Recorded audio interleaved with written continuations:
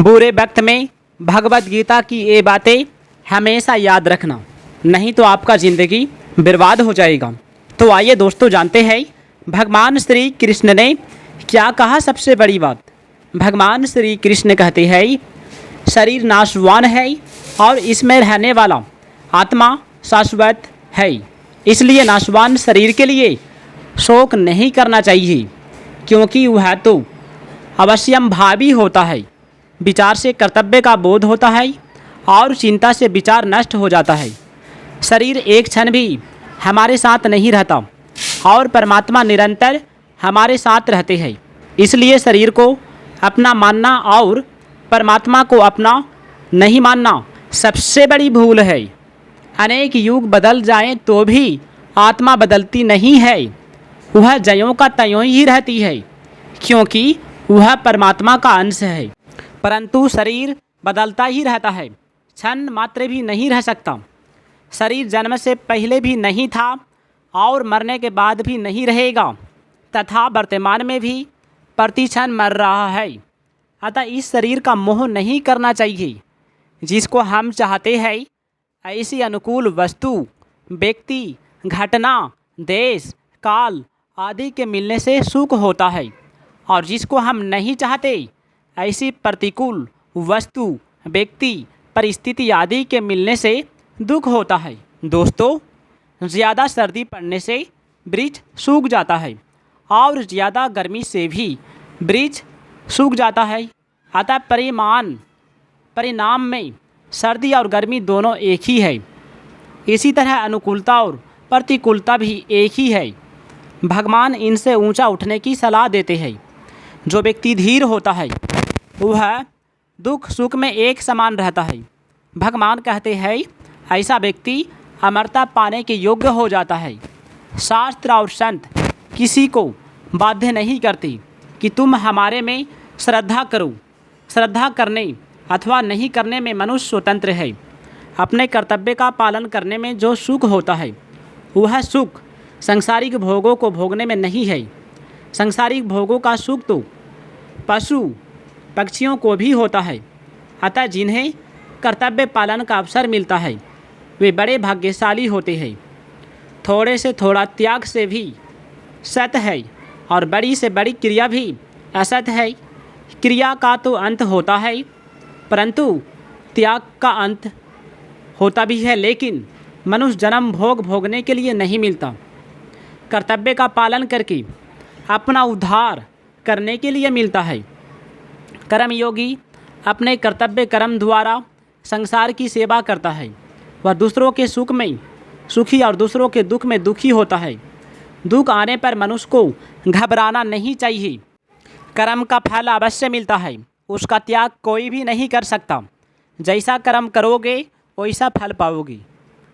मनुष्य का केवल अपने कल्याण का उद्देश्य हो तो, और धन संपत्ति, कुटुंब, परिवार आदि से कोई स्वार्थ का संबंध न हो तो वह सांसारिक मोह से तर जाता है। मन को वश में रखना अत्यंत आवश्यक है। मन को वश में रखकर हम अपने कर्तव्य कर्म को बिना स्वार्थ के कर सकते हैं। अगर हमारा मन साफ होता है तो कोई दुख हमें अप्रसन्न नहीं कर सकता। मन को घृणता से बचाने के लिए आवश्यक है कि हम संसार की प्रिय से प्रिय वस्तु मिलने पर प्रसन्न न हो, तथा प्रिय से अप्रिय वस्तु मिलने पर भी विचलित नहीं होना चाहिए। संसार में उलझने के दो ही कारण हैं, पहला राग और दूसरा द्वेष। जिसका निरंतर अभाव होता रहा है उस शरीर में मरने का भय नहीं हो सकता, और जो नित्य निरंतर रहता है उस स्वरूप में जीने की इच्छा नहीं हो सकती। तो फिर जीने की इच्छा और मरने का भय किसे होता है? जी हाँ दोस्तों, जीने की इच्छा और मरने का भय ये दोनों विवेक द्वारा मिट जाते हैं। पाने की इच्छा उसमें होती है जिसमें कोई अभाव होता है। शरीर को संसार की सेवा में लगा देना कर्म योग्य है, और शरीर से स्वयं अलग हो जाना ज्ञान योग्य है। दोनों का परिणाम एक ही होगा। दोनों ही साधनों से संसार से संबंध विच्छेद होकर स्वरूप में स्थित हो जाएगी। कर्मों से कुछ न कुछ पाने की इच्छा ही बंधन में डालती है। इसके विपरीत कुछ भी न पाने की इच्छा होने पर भी कर्म भी अकर्म हो जाते हैं। जिनको साधारण मनुष्य अपना मानते हैं वे शरीर, इंद्रियां, मन, बुद्धि वास्तव में किसी भी दृष्टि से अपने नहीं है, बल्कि मिले हुए हैं और निश्चित ही बिछोड़ने वाले हैं। इनको अपना मानना सर्वदा भूल है। दोस्तों, साधारण लोग फल पाने के लिए कर्म करते हैं, पर कर्मयोगी फल के लगाव को मिटाने के लिए कर्म करता है। फल की इच्छा को मिटाने के लिए शरीर, इंद्रियां आदि को कभी भी अपना नहीं मानना चाहिए। संसार के सुखों की कामना और मोहों के त्याग से शांति मिलती है। जैसे नींद के समय जब सांसारिक चीज़ों को हम भूल जाते हैं तो हमें शांति का अनुभव होता है। जी हाँ दोस्तों, जो मनुष्य अपने विवेक को महत्व नहीं देते वे वास्तव में पशु हो जाते हैं, क्योंकि उनके और पशुओं के ज्ञान में कोई अंतर नहीं होता। आकृति मात्र से कोई मनुष्य नहीं होता। मनुष्य वही है जो अपने विवेक को महत्व देता है। जैसे शरीर के किसी अंग में पीड़ा होने पर उसको दूर करने की लगन लग जाती है, तो ऐसे ही किसी प्राणी मात्र को दुख दर्द होने पर भी उसको दूर करने की लगन लग जाए, तब समता आती है। ममता के रहते हुए समता का भाव आना असंभव है। जल समान रूप से सबकी प्यास बुझाता है। वह ऊंच नीच, छोटे बड़े में भेद नहीं करता।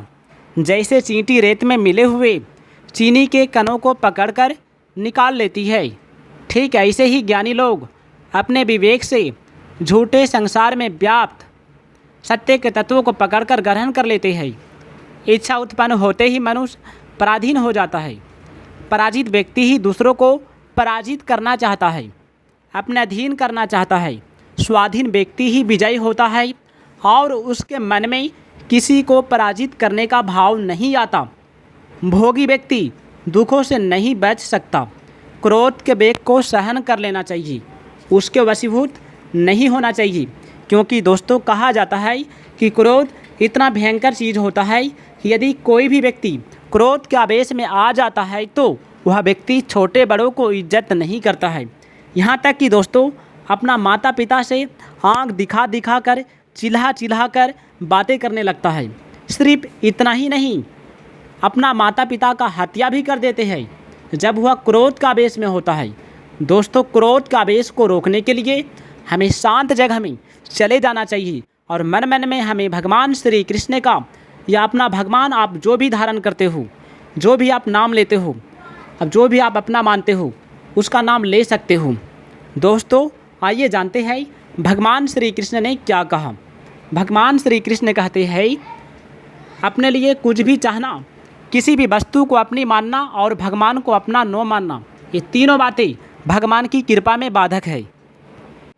दोस्तों, व्यक्ति को जो सुख प्राप्त है उससे अधिक सुख दिखने पर वह उसके लोभ में आकर विचलित हो जाता है, जिसके साथ हमारा संबंध नहीं हुआ, होगा नहीं और होना संभव ही नहीं।